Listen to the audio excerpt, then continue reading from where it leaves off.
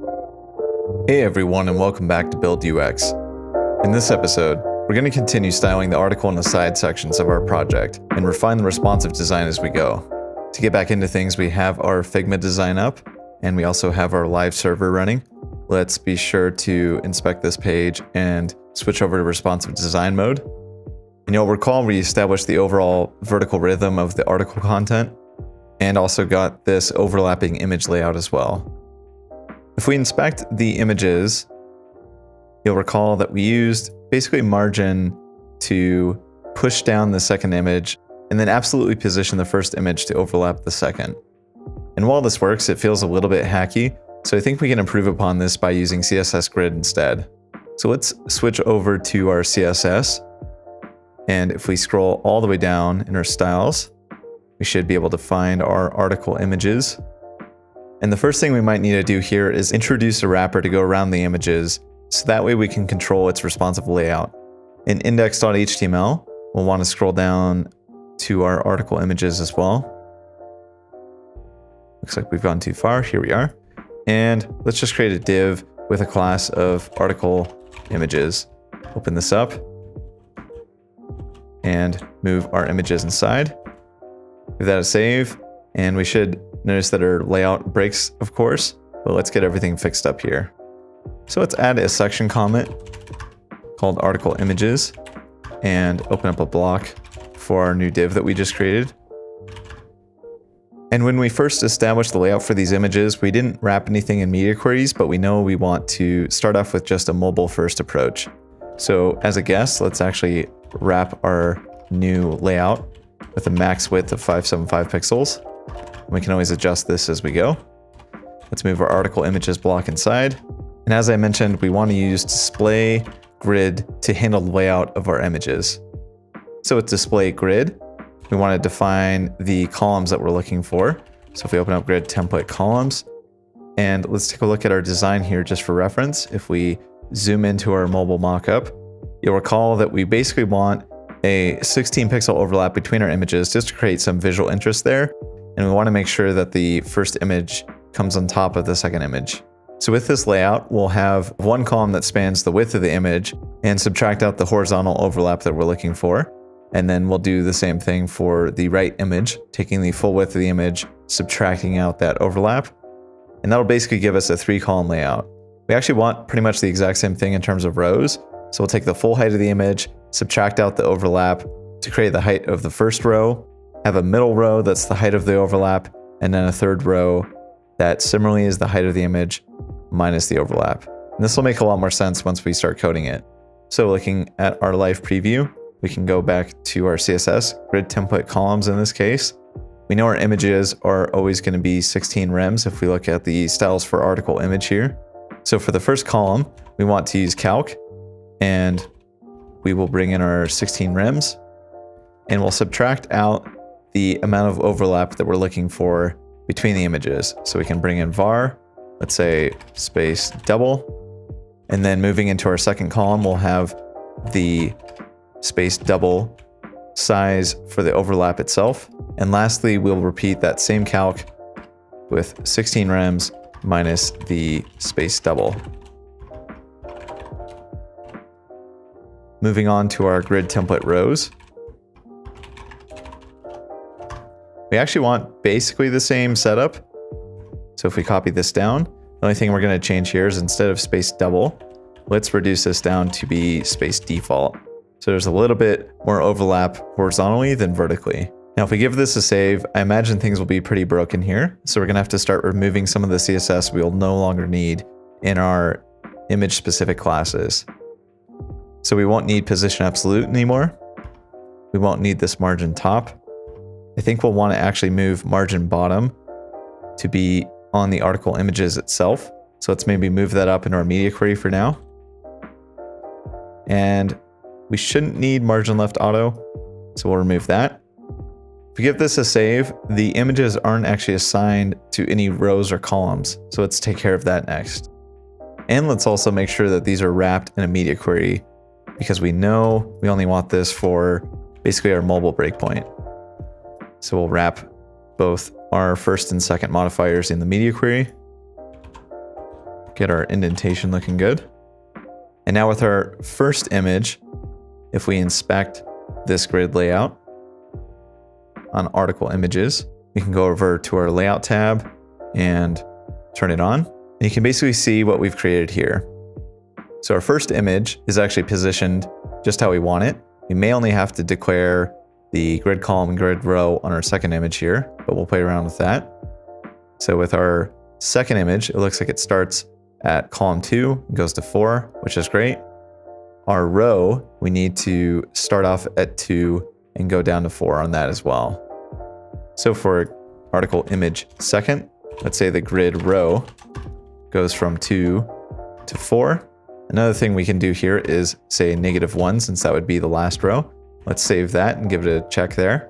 And then we need to also specify the grid column to push it off to the right. So we'll say grid column. And this will be a very similar setup. We'll say 2.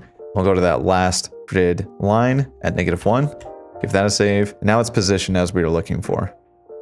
So this is looking pretty good. We have it going to a max width of 575. So it's going to retain that layout up to that breakpoint and then kind of just naturally let the document flow from there.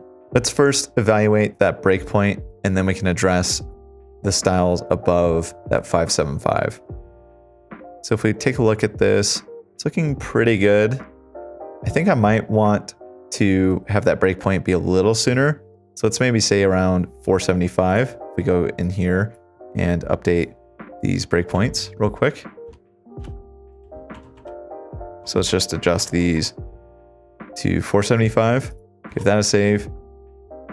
Yeah, I think that's about the max width we're looking to have these images with this specific layout. Now above this breakpoint, we could maybe have the images go side by side with a specific gutter between them, still pinned to the left side for now, until we get up more into our desktop breakpoint. So if we reference our design mockups, at the desktop breakpoint, we're going to have more of an overarching layout grid for the article content.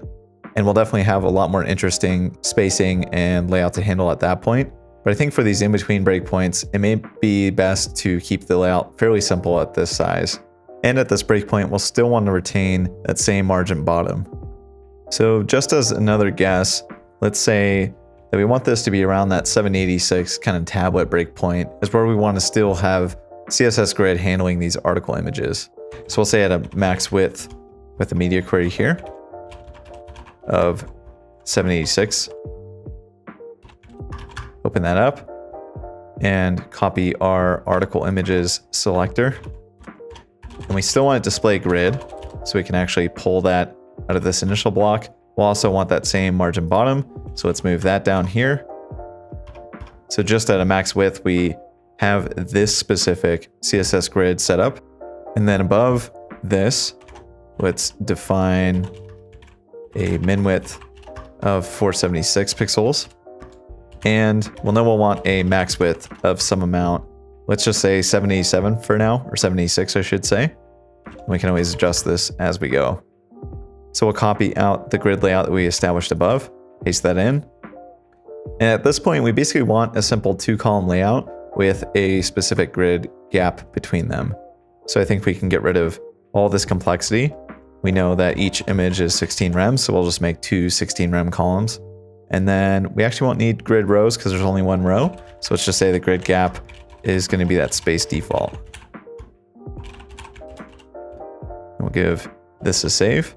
So now you can see they're laid out side by side. You have that 16 pixel gap between them and everything should be pinned to the left.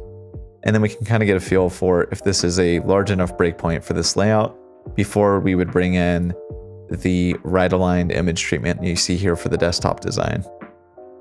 Looking at this, it probably seems like we want to retain that layout actually to a pretty large breakpoint, maybe until we actually get the article and aside to appear next to each other. So that happens at the 1200 pixel breakpoint. Let's bump these up. So 76 instead will be 1199. Give that a save. And I think that'll be probably the ideal treatment at this point. It's just to keep the images a little bit simpler at that stage. Let's do a quick check on our article image styles just to make sure we don't have anything else we'd like to clean up. And we can reset our responsive design mode. It looks like the first image is overlapping the second as expected, so we do need that Z index, and everything else is pretty cleaned up here. One thing I'm remembering is we created a variable for this 0.8 rems for our border radius. So let's just get that variable for border radius in place. So this should be border radius large. Give that a save. Shouldn't notice any visual effect here, just adhering more to our design system variables. And I think that'll do it for the lower breakpoints of these article images. As we move to these desktop breakpoints, we probably don't have enough context with the aside elements just yet to really figure out all of the remaining layout we want for the article. We still may refine this 1200 pixel breakpoint where things go side by side, depending on, once we get all the elements styled, how much room is really available. So it may be handy to keep moving along through the article and aside elements at these lower breakpoints, just to keep getting more and more context on the full layout that we'll need for desktop, and at what breakpoints we should have everything collapsed down. All right, we won't need our CSS Grid layout overlaid anymore. So we can scroll down. Let's check these nutrition items real quick. So those should be width 50%. And you'll notice that we only defined it for a lower breakpoint. And if we reference our design for desktop, zoom in here, go into our article footer, nutrition info. Let's grab one of these columns as it is. It looks like we want a max width of 256. And for the nutrition section as a whole, it'll be 512. So let's go through our nutrition items real quick to get things cleaned up and also establish the layout that we'll need for all breakpoints. All right, in our CSS, let's scroll down to our nutrition items. Let's take a look at our preview here. It looks like we set margin to be 0, but then we do set a margin bottom at different breakpoints. So I think here we're just intending for there to be no margin top. Shouldn't affect anything at this stage, just a little bit of cleanup. And if we reference our desktop design here, it looks like the margin does change for desktop. So we'll keep the margin bottom at a breakpoint, and then let's add a larger margin for the wider viewport sizes. So for nutrition items, let's say media, min width 576 pixels. Copy this block down. Our margin bottom will be space quad. And it seems like we'll always want them to be display flex with wrapping going on. So we can move those up into our main nutrition item selector and delete any repeated properties there. Now, as we saw in our design, we actually have a max width on the nutrition items at all breakpoints. So that'll be 51.2 rems for that 512 pixel equivalent. And the width of nutrition items will be 50%. I think that'll actually be at all breakpoints. So let's move this up. Same with their display type. You can move those both up, get them arranged. And one more thing to consider is if the spacing between nutrition items is going to remain consistent as well. So we can grab one of these, inspect it further. It looks like this does increase to be spaced double at a larger size. So we can clean up this media query a little bit. We'll duplicate it down, do a min width 576, and increase this to be space double. Give that a save. And let's take a look at what we have. So hopefully things can squeeze down at those lower breakpoints as needed. They should only take up 50% width at any given time. And then for larger breakpoints, we are hoping to cap the overall width at 512 pixels. So those are always pinned to the left side. So that looks correct at all sizes. We have that responsive type spec coming into play as well to help us out with providing more spacing as needed. And I think that actually takes care of nutrition items at all breakpoints now. Let's continue down our article section here and take a look at our socials. It looks like we added margin bottom to the socials block here. I think I actually want the article itself to handle this at this particular breakpoint because it is spacing between two major sections. So it looks like this margin bottom is coming from the socials block, and we'll want to get that cleaned up. So let's find in our CSS socials, the margin bottoms here. I think this is just for the menu use case. So what we might want to do is create a modifier class for that Let's just say socials spaced and move that margin bottom down there. Give that a save. We should see it go away for our article. Let's make sure we apply that class to the menu instance that needs that. Let's apply the modifier class here. Give it a save. We might have to open up our menu just to verify real quick. So we have that modifier class of menu is open. If we get that opened up, yep, looks like the spacing is correct there. We got rid of the unwanted spacing on the article share section. We can get rid of the modifier now, close the menu, and apply the spacing directly on the article. So let's find article.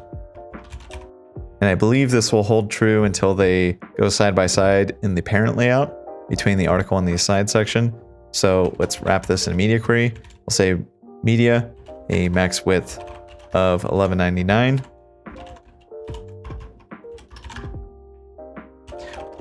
The article class, and we'll set that margin bottom if we inspect our mobile designs real quick.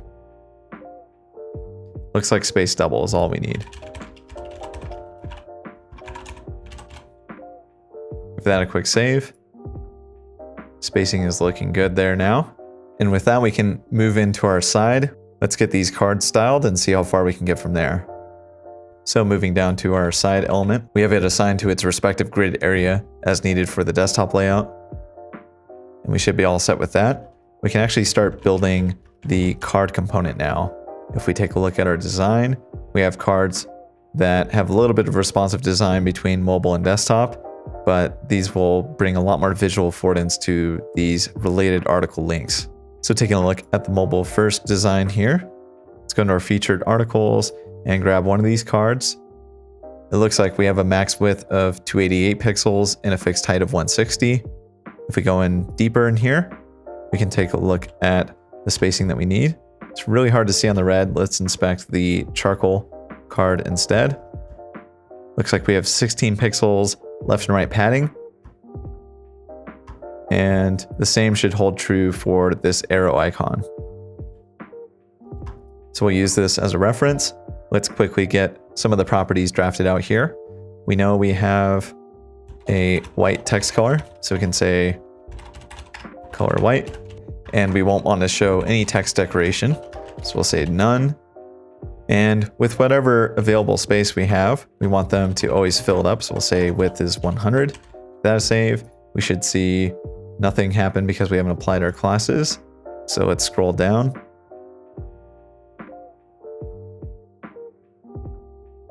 And we have our related articles section here. We have T title for both of these. So let's add a class of card. And we know we're going to have basically two variations of this card. So I think by default, we'll use charcoal. And then for this red card, we'll add a class of featured as a modifier. And that'll bring in the alternate background color that we see here. So we know with our card classes applied now that we're not going to be able to see anything. So let's start establishing the background colors that we'll need. So with our card that doesn't have the featured class, we can target that by saying card, use the not selector and say card featured. And this will be our default card styles. Let's give it a background color of charcoal 21. Give this a save. So what this does basically with the not selector is avoids any overrides that we would bring in with our modifier class. And it's really handy for keeping your styles organized, keeping specificity really flat, and kind of self-documenting in the code the different variations you have on a component. So with that, our card featured with the modifier, this one will have the background color of our alarm 49. If that is save, now we see the background colors coming into play on these. Let's get their widths, heights, and paddings established. So until that overall breakpoint for the layout comes into play, let's keep these restricted to that max width of 288 pixels, and then we'll bump it up to the desktop sizing, which I believe, if we check our designs here, is at 360. So we can encapsulate these styles in media queries and then always adjust those breakpoints as needed. So let's say that media max width. Let's start with 1199 and see how we feel from there. Our card is going to have a max width of 28.8 rems, and it had that fixed height of 16 rems. Let's reference our design real quick to see if there's anything else at this breakpoint that varies. It looks like the margin between them does increase for the desktop breakpoint. So we go margin bottom space default.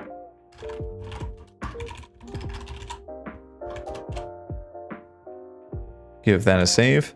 Take a look at our preview here. And I think one thing that's going on is these aren't display block. So let's take a look at that. But if we reference our design, we know we'll want to align the internal contents of each link. So I think in this case, we'll want display flex added. So we'll say display flex. We'll align items center. And we want to make sure that these never wrap. So we'll say it's a row layout with no wrap as our flex flow. Give that a save. Okay, we're looking a lot closer here. We want to bring in our border radius. We inspect one of these cards. Let's grab the plate. The border radius is 8. So this will be our border radius default.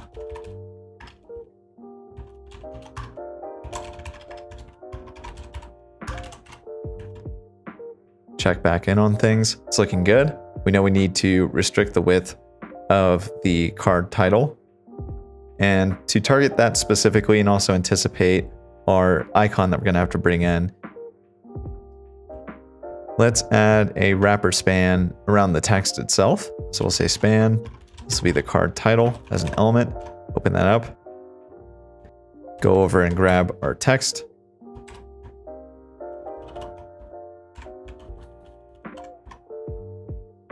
Get our formatting cleaned up. And while we're at it, let's drop in the SVGs that we'll need.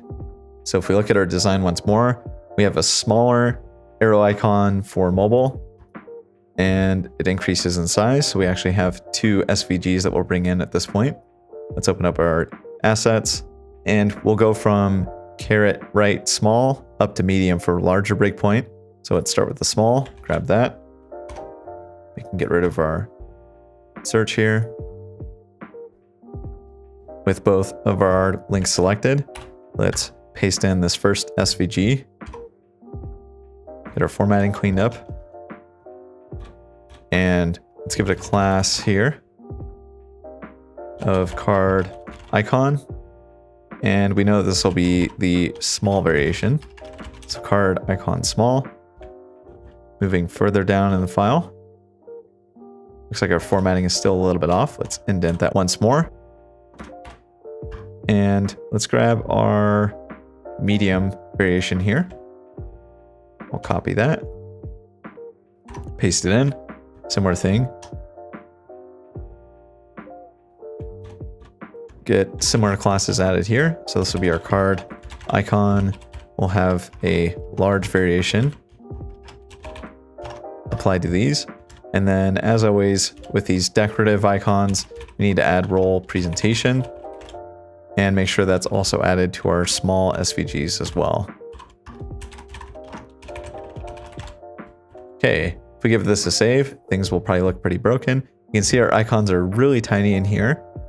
We'll probably have to add a flex shrink of 0 to those to make sure that they don't have their width restricted by the title text to the left. We also need to bring in our left and right padding at different breakpoints, so let's handle that at the same time. Another thing I'm seeing is this seems to be, if we bring our viewport down, it looks like the T title typography spec has the 575 breakpoint to go down to a mobile size, but we probably actually want that up until the 1200 pixel breakpoint.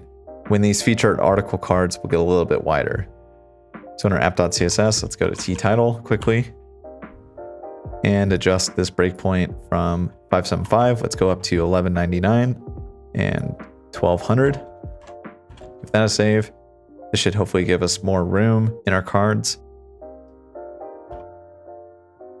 Let's scroll down to our cards and focus on getting the padding that we'll need applied. So margin bottom for that lower breakpoint. Let's also add our padding right. It's going to be space default. And padding left is going to be the same. That's looking better.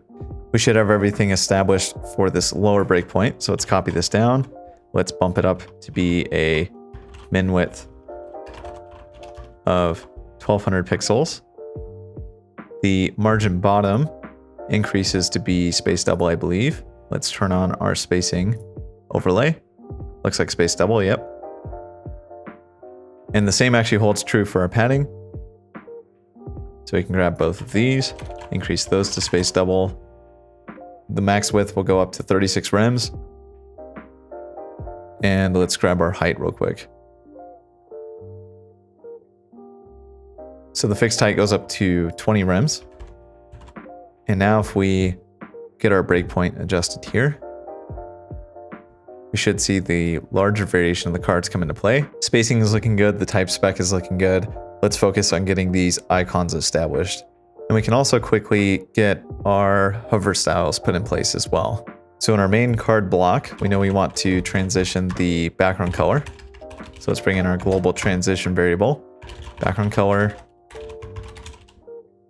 And then for each variation, we want to provide the necessary hover styles. So card, let's grab this selector, card not featured, and on the hover state, as well as our focus state. If we copy this selector down once more, this will be the focus styles as well. We'll want to bring in dedicated focus styles on top of this, but we want the background color to darken to our charcoal 11. And then card featured, let's copy down this block to save time, hover, copy this selector, bring in focus, and we'll want this to be alarm 39. So if we give this a save, we should now see things darken on hover. That's looking good. What happens if we focus one of these links? So let's just force the focus state in DevTools here. And we accidentally selected the wrong element. So let's make sure we inspect the card. Focus this. So by default, it's just darkening the background color. Let's add a focus ring around it as well. So starting with our featured card here, let's say the outline, 0.4 rems, solid, the same color. And the outline offset, we'll want to match our button icons that we have elsewhere. Let's give that a save. That's looking pretty good. Similar to the improvement we made in a previous episode, let's set the outline width and type on the main block, and that way we can just transition the outline color property to be a little bit smoother when people tab onto it. So the outline will always be that 0.4 rems, solid and transparent, and then we'll add a transition for the outline color. And it looks like our variable is a little weird here. Let's get that cleaned up. And go down to focus styles. You can cut out these unnecessary pieces, target outline color. Now if we were to tab between these, looks like something's a little bit off. Let's troubleshoot here real quick. Looks like we're missing a semicolon up top. Add that in. Should be able to replicate that. Oh, we need an actual dedicated focus selector. So this will change just slightly. Open up a new block. We'll take out the outline color. Move that down. And then the offset should actually be on the main block as well. Okay, so now we should have our hover styles. And if we tab, we inspect this directly and focus it, we see our focus come into play. Let's do a similar thing for our normal card. So we can bring this in. Let's replace the selector as needed, and then drop in our color charcoal 11. That a save. Focus this next card just to check it. It's looking good. One thing I want to verify real quick is with our buttons that we have the same outline offset. So that was 0.2 rems. That's looking good.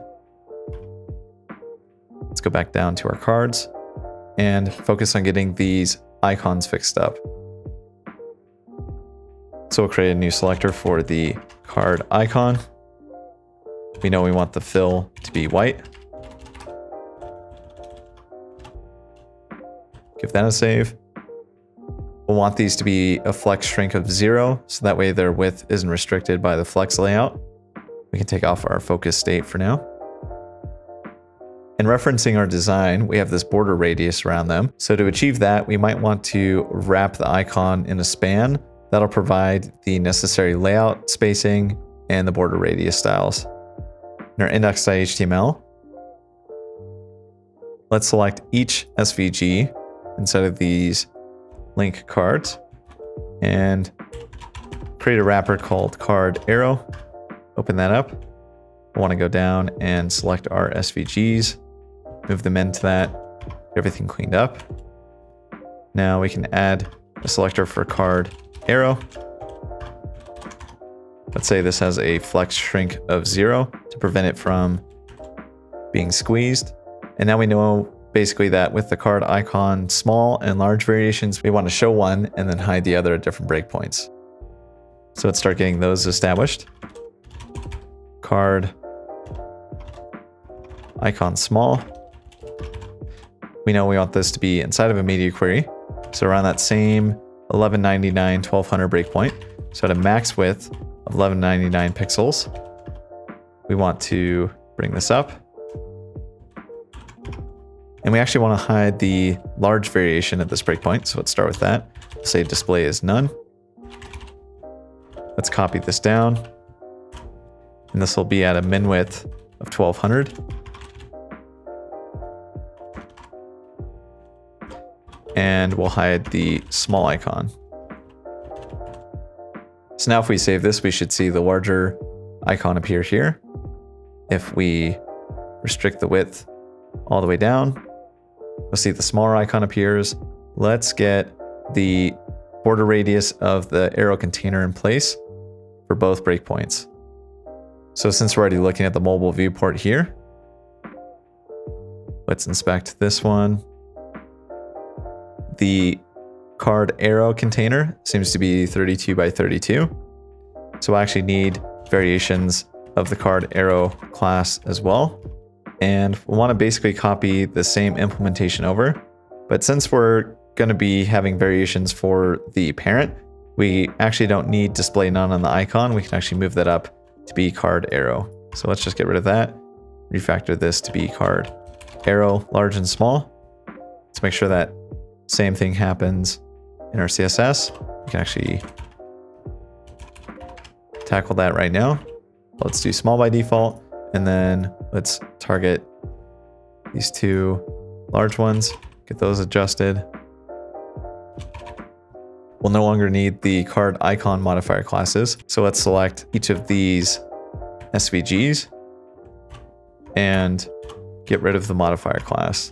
Give that a save. Things should be looking good. If we check it one more time, looks like we have our small icon showing as needed. And if we recall, at this smaller breakpoint, let's target card arrow small. We want the width to be 3.2 rems, same with the height. It's going to have a border of 0.2 rems, solid, and the color white. And the border radius on this will be 50%. With that a save, looking pretty good. We want display flex, but we know that this is actually something that's shared across all of the arrow variations. So let's move these up into the main block and then add display flex, align item center, and justify content center as well. Okay, so the layout inside of the arrow looks good there. One thing I'm seeing is we also need to restrict the width of the card title. So after we get the sizing of our card arrow established, let's take care of that next. So at the desktop size of these cards, that icon goes up to be 48 pixels. So let's copy this same selector, bring it down into our larger media query, target the large variation, and adjust these values to be 4.8 rems. Give that a quick check using responsive design mode. It's looking great. Now to finish these out, let's get the card title restricted in its width, and I think that should do it for the cards. So inspecting our designs once more, we're looking at desktop currently, kind of just bouncing back and forth as we get things established across all breakpoints. The width is restricted to 21.6 rems, so we'll need to target that span that we created earlier around the text inside of the link. So card title, let's put this above our card arrow. This is actually going to be the same breakpoints that we used for the arrow. So we can just copy those over, clean things up. I want each of these to be card title. Get rid of everything else we won't be needing.